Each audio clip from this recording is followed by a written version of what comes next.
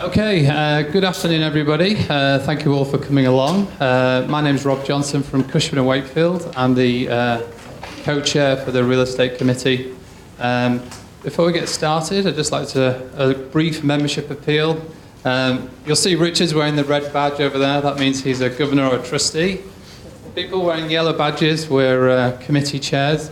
People with the blue dot on their badge means they're members. If you're anybody else, that means you're a non-member. We're very interested in you becoming a member, so highly recommended. If you would like to, then please speak to us after the event. For those with iPhones, iPads, please put it on silent so not to disturb the speaker. There will be a Q&A after the presentation, so please leave your questions to the end. Okay. I'm sure many of you are familiar with Gavin, but if not, Gavin oversees JLL's operations in Hong Kong and is the chair of the firm's global office leasing group. With over 19 years of experience in commercial real estate, he's worked on behalf of many of the world's largest corporates, including KPMG, WPP, AIA, Citibank, Baker McKenzie, and DLA Piper. His extensive background in project leasing includes working on a broad range of commercial projects, including specialty retail space, leisure podiums, campus office parks, and some of the world's largest office towers. Some of these include the 420-meter 2IFC in Hong Kong, Hai San Place, LHT Tower, and the 1.5 million square foot One Island East, one of Hong Kong's largest commercial developments. If you'd all put your hands together, I'd like to welcome Gavin.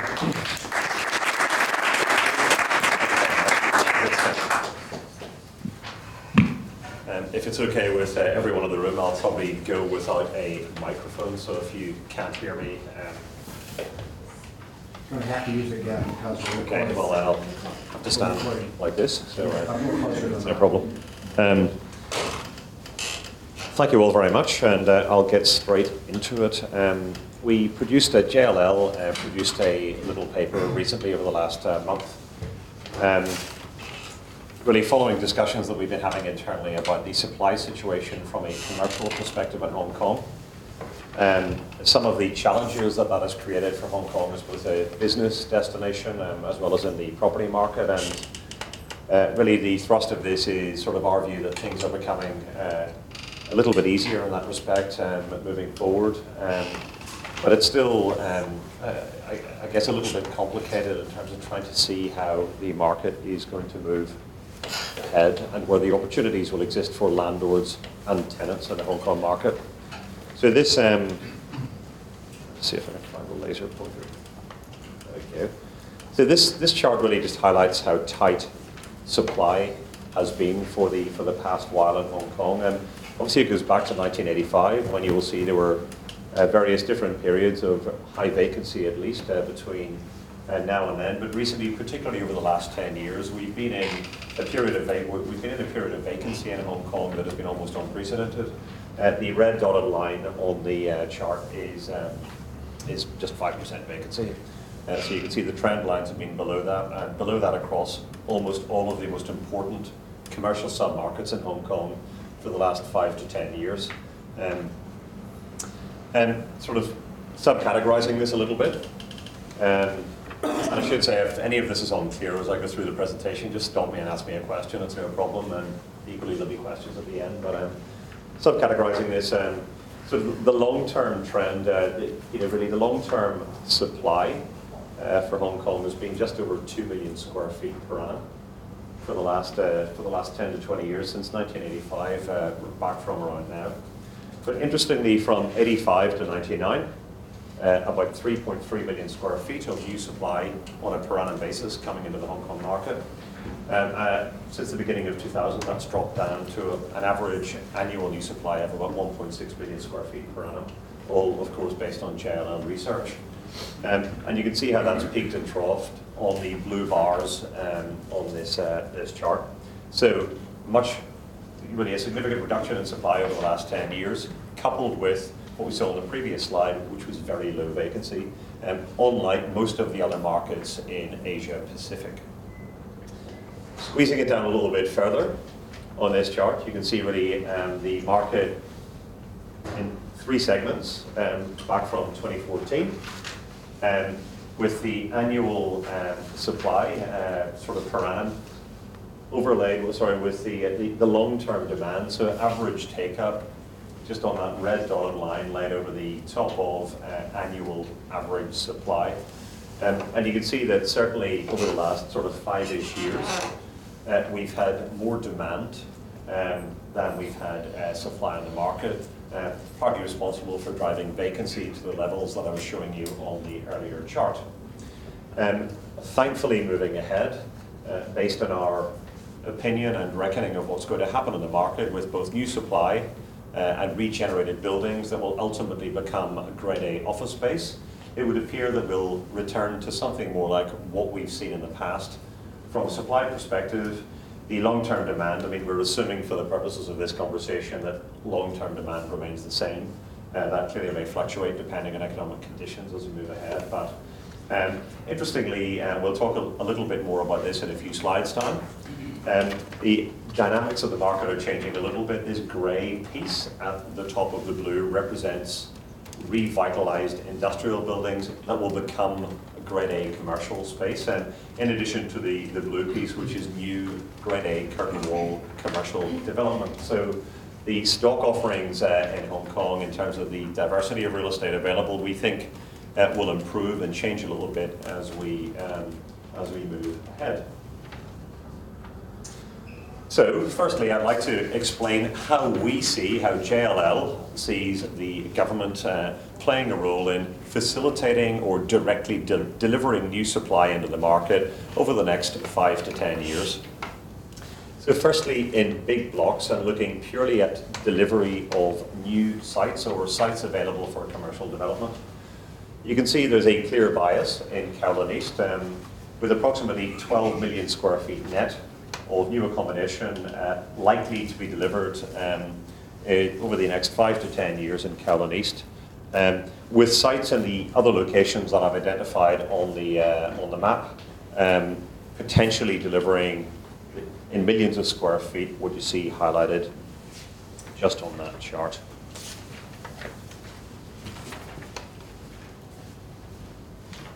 What's interesting about this is Kowloon East in 2016, next year, is likely to become a larger commercial district than Wan Chai Causeway Bay. Sorry, I must straighten these out so that people don't have to read them sideways.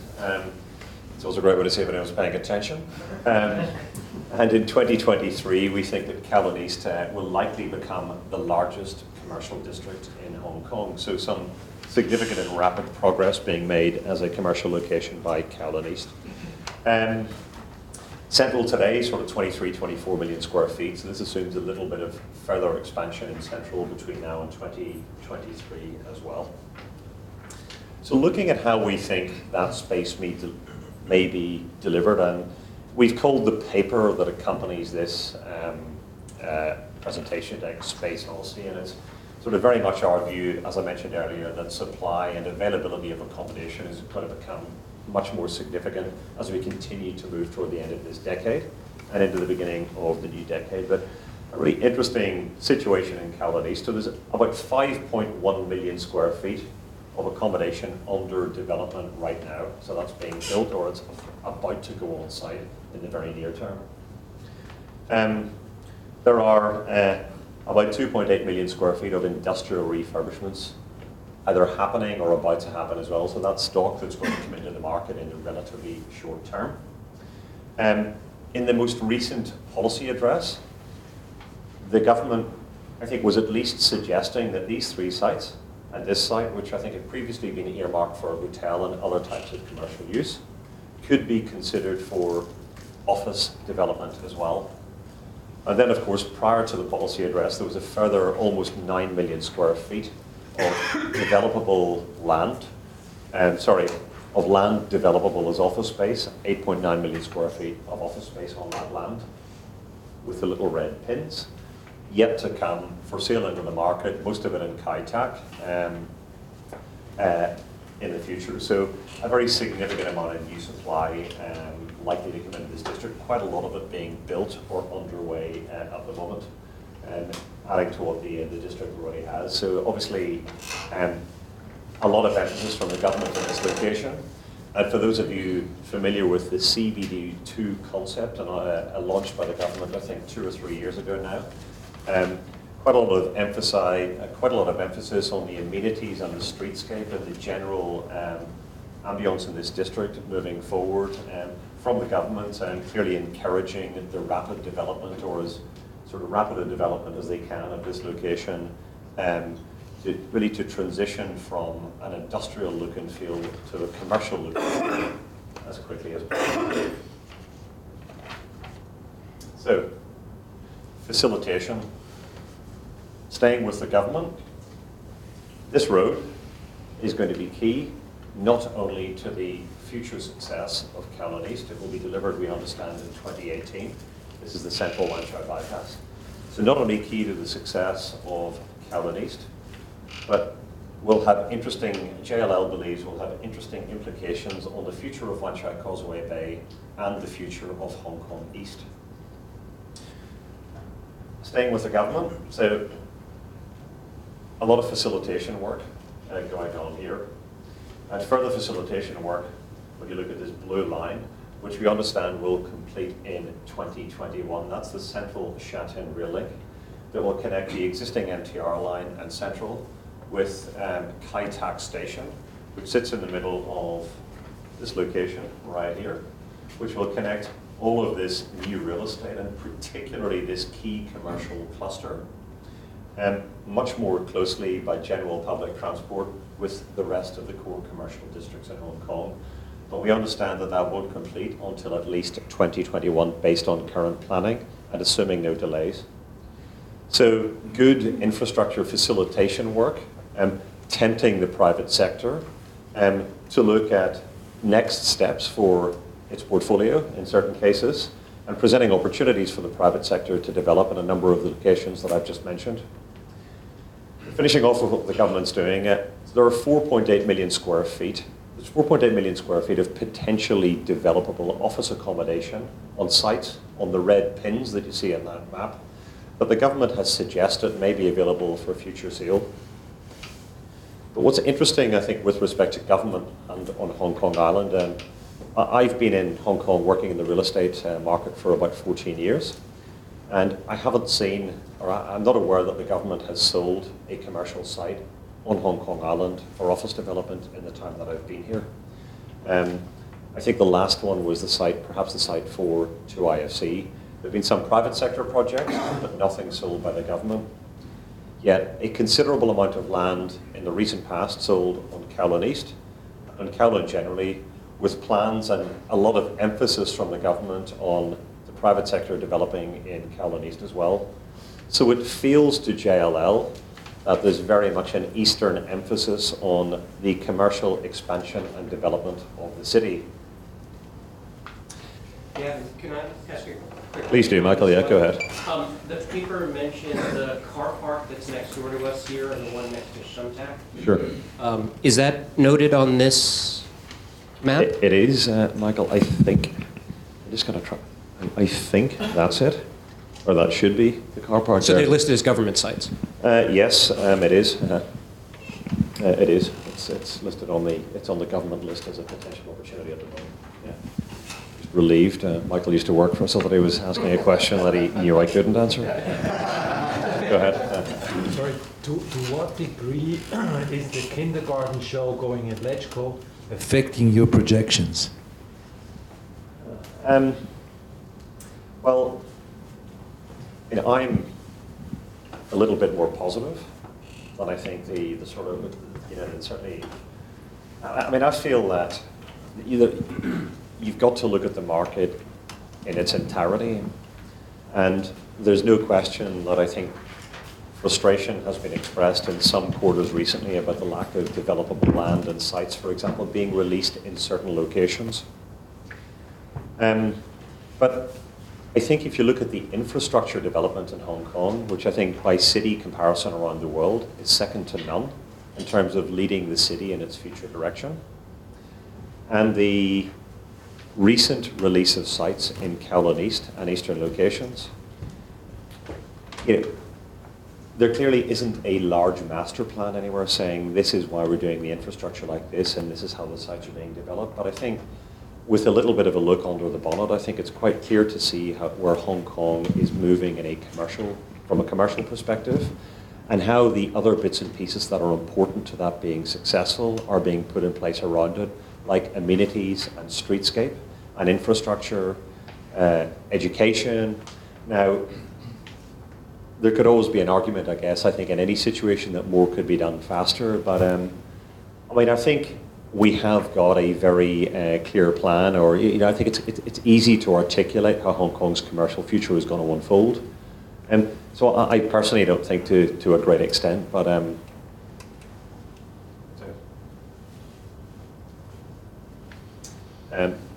perhaps I'm being overly positive, but that's what we think. So interesting with the MTR, with good underground train linkage already in Hong Kong Island, the road coming into play, and the key commercial clusters in Hong Kong Island already being well served by amenities. We're seeing some interesting changes led by the private sector along these infrastructure links occurring as we speak. With Wan Chai Causeway Bay, some of the larger developers in Wan Chai Causeway Bay beginning to redevelop and reposition to take advantage of core users, typically only really occupying central, spreading in an eastern direction. Lots and lots of examples of this having happened over the last couple of years. And Hong Kong East, which is sort of now branded Taikoo Place, by particularly, it's certainly around the Swire portfolio, which will form the nucleus of a repositioning of that location toward core occupiers, really starting from this year and heading beyond. And something that we feel is likely to be very successful based on the existing quality of real estate in that location, the amenities and immediate infrastructure around that location, in addition to how well connected it's going to be from 2018, and the quality of the new product that's going to be delivered in that location over the next 3 or 4 years, specifically aimed at core users. So I think you've 23 million square feet today, roughly in central, of core CBD real estate, which is likely over the next 2 to 3 years to be expanded to the 50 million square feet of Grade A space that we have in Hong Kong Island, essentially all down the Victoria Harbour hinterland of the island, between Central and Hong Kong East. And I think lots of very obvious questions about some peripheral locations to these districts and on West Kowloon, but I'll leave it to you to ask those questions at the end if you want to hear our views on how those locations will develop as well. So, and I think, just to put that in terms of commercial sites as well, looking at, in addition to the locations that I've mentioned, we think that we'll see 7 new office commercial buildings developed on Hong Kong Island in an eastern direction from Central between now and the end of this decade, which is very, very significant compared to what we've seen over the last 3 or 4 years.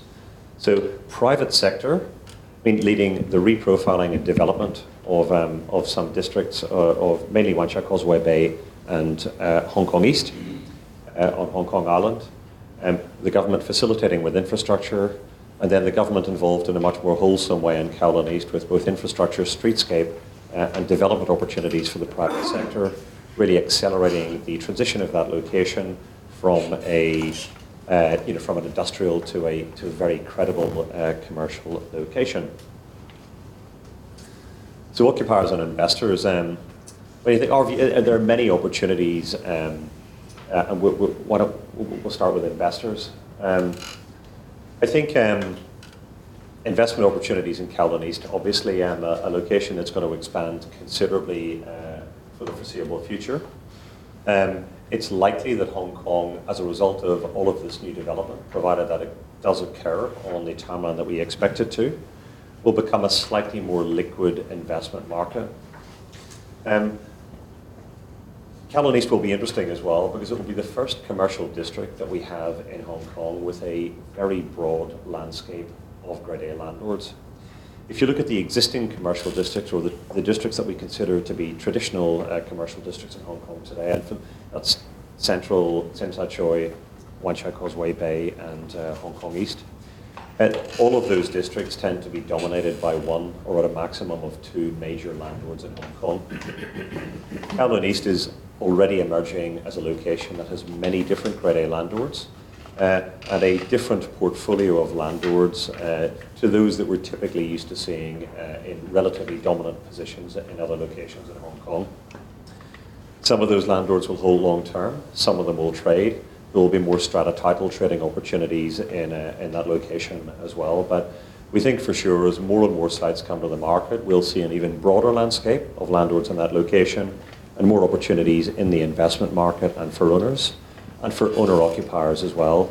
I think two of the most high-profile transactions in the market over the last couple of years have been the Manulife and the Citigroup acquisition of the two buildings at One Bay East. We don't think that there's going to be we don't think that occupiers are suddenly going to dominate the capital markets. I don't think they're going to buy all the buildings or all the sites that are coming up in Kowloon East, but I mean that's sort of neatly segues into opportunities for occupiers. We do think that more occupiers will look at buying, primarily because the opportunities will exist in that location compared to historically in the market when it's been very, very difficult to compete with landlords and investors who've been in traditional locations, where it's been much easier for them to buy at full prices than an isolated purchaser. So occupiers will also benefit from a change in profile, as I've been trying to outline, of the existing districts. Today's view of the Hong Kong commercial landscape is core CBD and central, maybe a slowly changing Wan Chau Causeway Bay, which is more of a mid-market location, and then Hong Kong East, which is a mid to core market location, over to Kowloon East, which is a non-core location. Sorry, Hong Kong is a non-core to mid-market location, Kowloon East a non-core location. We think looking out toward the end of this decade, Hong Kong Island from central to Hong Kong East will be more of a mid-market to core location all along that Victoria Harbour hinterland, with Kowloon East much more established as a core to mid-market location, particularly as we see an acceleration in the development of amenities and infrastructure in that location, as I've outlined. So lots of opportunities for occupiers within that, with core occupiers to look more broadly in Hong Kong Island, but just much more real estate and many more options with different types of landlords and opportunities. And we think probably different types of real estate being developed in Kowloon East to what we've seen before in Hong Kong, primarily because of the opportunities offered there by larger sites for landlords to develop, for example, larger floor plates that tenants really want to have, particularly large space occupiers, but they've been difficult to find in Hong Kong historically because of the constraints on site size. So we also think that there'll be a change in the value hierarchy in Hong Kong as we move forward as well. And I think, just in terms of rental values, how each of these locations are profiled today, we think by somewhere between 2020 and 2024, it may look a little bit more like this, potentially even with Hong Kong East in second place and possibly Wan Chau Causeway Bay in third, but just too difficult to say whether that's going to really happen or not. But definitely we think a change in the value hierarchy as the market continues to develop in the direction that we're suggesting.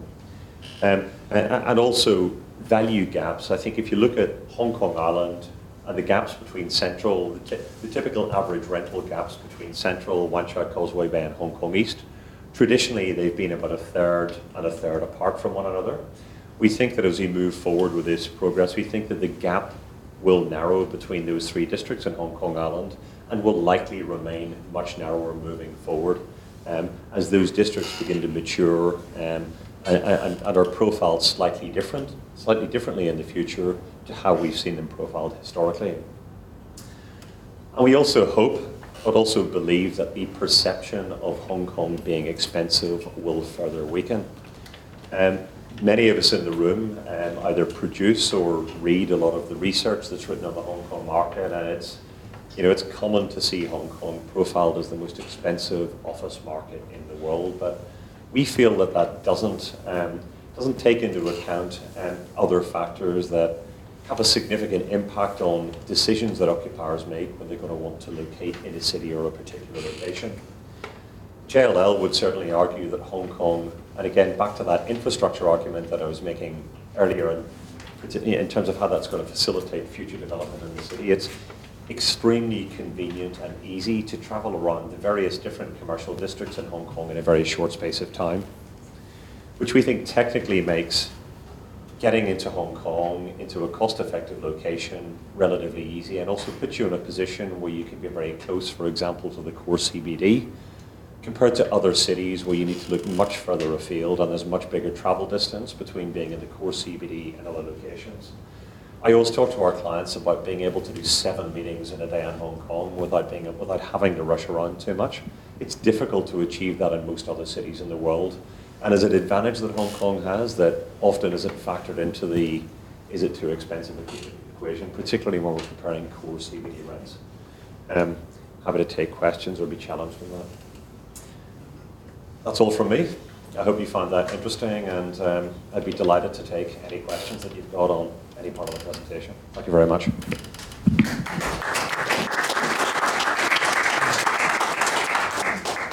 Yeah, quick question about the last, the hierarchy, the value hierarchy. Excuse me, we're going to be recording this, so wait for the microphone and ask you a question after tell me who you are and where you're with. Thank you.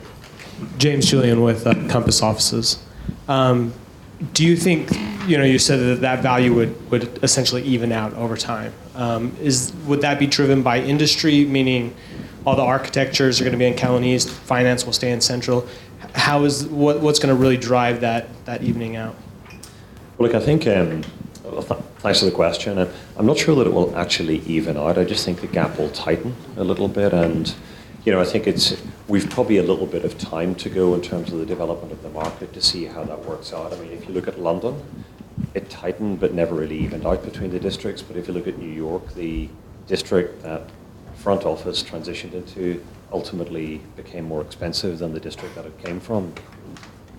So for now, we think it will tighten rather than even out. But it will be led by core CBD users who traditionally wouldn't have considered moving out of a location like Core Central, going to Wan Chai Causeway Bay, or Hong Kong East, or locations in between, and really essentially endorsing those locations as front office. And I think probably most likely led by the finance sector, to answer the last part of your question.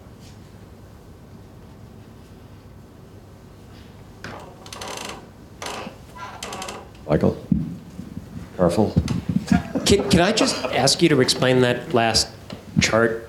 It wasn't clear what this is showing. Okay, what we are trying to show, so Hong Kong, as you know, would be, if Hong Kong was on this chart, it would be based on JLL research, about there.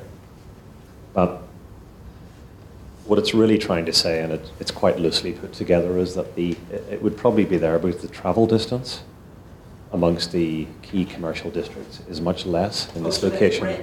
That's rent. That's rent, and that's travel distance amongst key commercial districts. Now, this is pretty subjective, but I think you understand the point that it's trying to illustrate.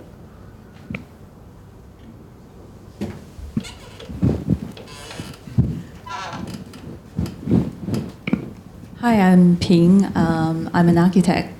And I used to work in Kowloon East. Now I have my own firm, PH Alpha. And so I know a little bit, the rent things, in Quarry Bay. And basically, we're renting an industrial building. And I noticed the rent is raising a little bit these years. There are a few information from your presentation. You have this like a supply for the office space, and you predict you will be raising steeply. But I'm just thinking, if the supply is getting more, but how do you feel the market for the occupation or people's demand of the office space? Because if we're talking about investment or future market about the office space, how do you see that way? I mean, before in China it happened, when the residential getting so high, the property price getting so high, and people turn around and to invest on the office space. But I'm not sure how do you see that things, in in general, comparing with like a residential property in Hong Kong. So it's just, I feel a little bit confused. Okay, thank you. Look, I think it's a great question about demand, because obviously, we're all keen to understand where that's coming from, because it's, for a lot of us in the industry, it's what's going to drive the industry for the foreseeable future. But we are optimistic that we will continue to see an increase in demand from companies originating from China. And we do think that a number of those organizations potentially will become quite a lot larger in Hong Kong in the future. There are some other industry sectors around the world that are expanding quite rapidly, and we haven't seen, for example, technology, or TMT, which is technology, media, and telecommunications. Now, we probably haven't seen the same level of expansion in Hong Kong from that industry sector that we might have liked or we would have expected, but we do still believe that that has the potential to become more significant as we move into the future, primarily because, without going into the detail, if you look at the reasons for those organizations expanding into key CBDs and the credentials of the locations that they're looking for from a recruitment and hiring point of view, I mean, we feel that Hong Kong's probably has the strongest credentials in the region for that sector. But for whatever reason, the sector has been a little bit slow, perhaps for the reasons that I was trying to point out on the last slide about perception about being more expensive, which I think if we can change will probably help organizations build, really just be a little bit more confident about expanding long-term in Hong Kong without it being somewhere that's prohibitively expensive relative to other key locations in the region.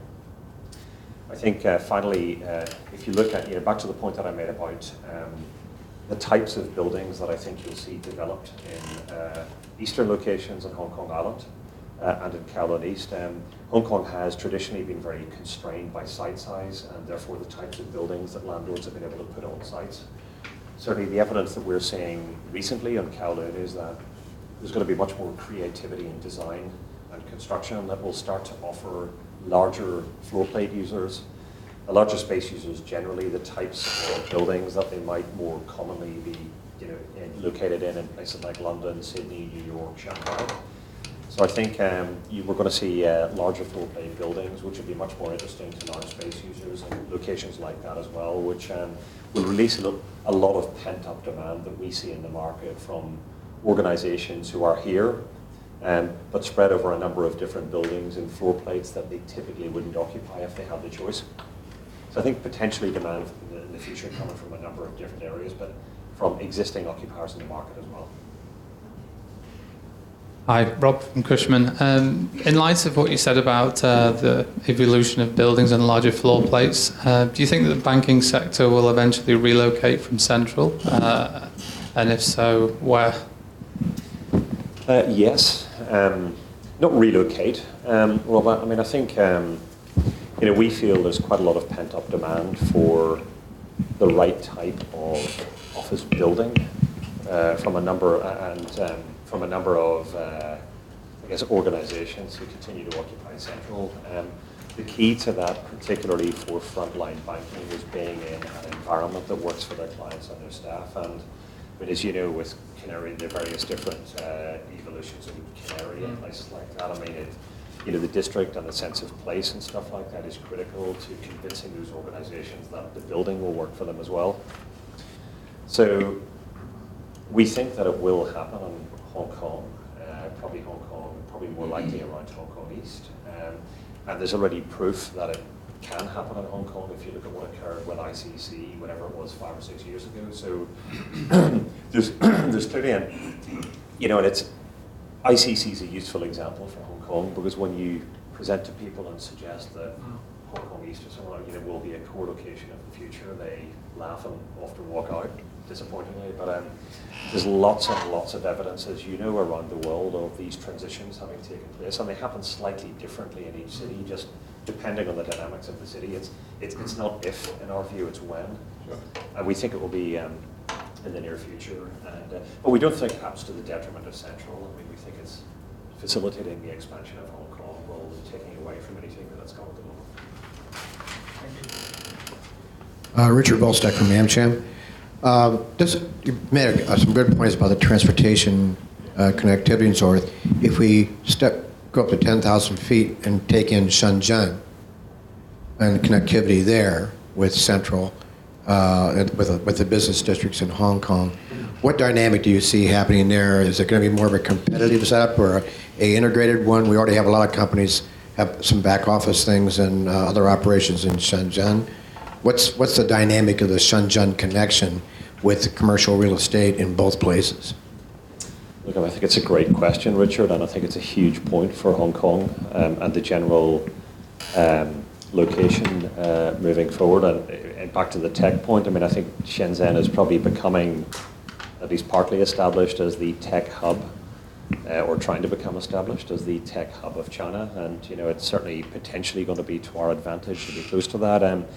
Again, if you look at government presentations on that, I mean, it would seem that our government is very focused on further integration, not only with Shenzhen, but the rest of the Pearl River Delta, including Macau. And again, the billions of dollars that are going into infrastructure development, you know, I think highlight that clearly. And, you know, that greater connectivity, I think the population of the PRD now is about 66 million people.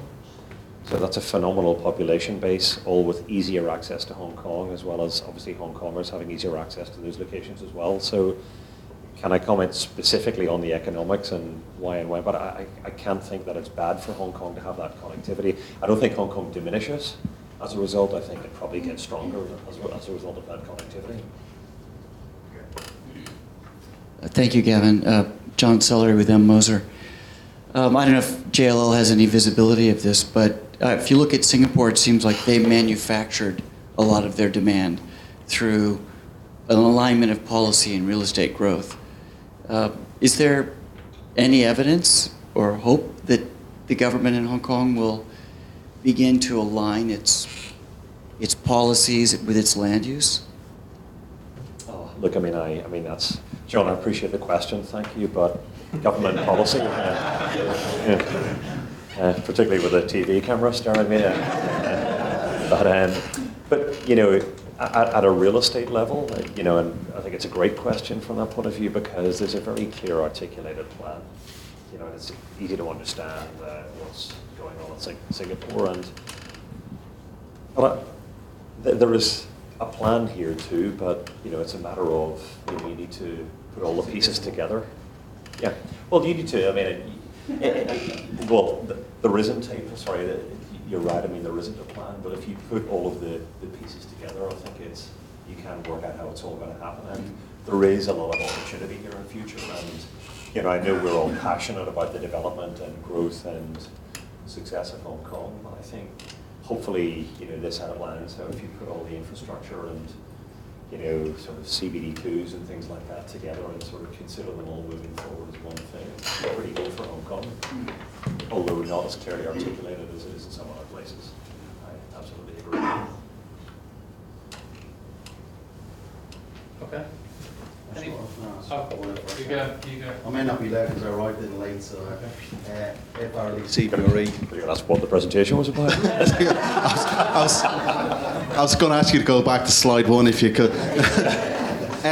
Have you, if you've mentioned it, it's okay, I'll catch up with you later. Wong Chuk Hang, how you see that developing, what's your view, and you'll go in there?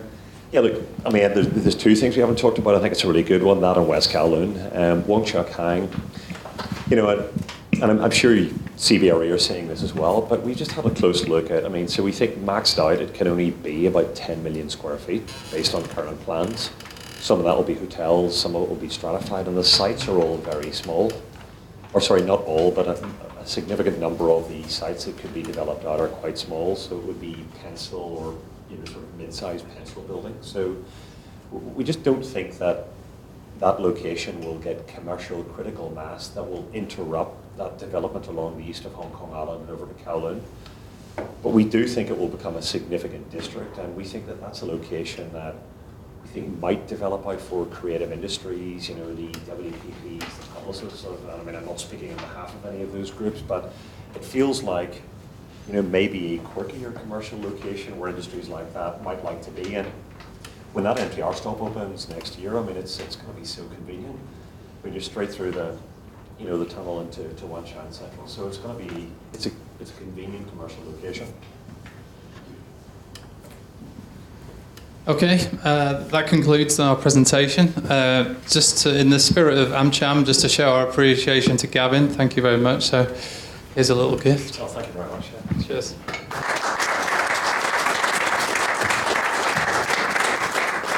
Just one final plug for the Real Estate Committee. On the 12th of May, lunchtime, we have our next event. Will be an overview of the evolution of cities to accommodate our social and economic needs, and how through the use of technology and transport this has enabled cities to become more dense, efficient and vibrant. The presentation will be conducted by ADAS Architects, so the advertising will come out in the next few weeks. I hope to see you all there. Thank you very much.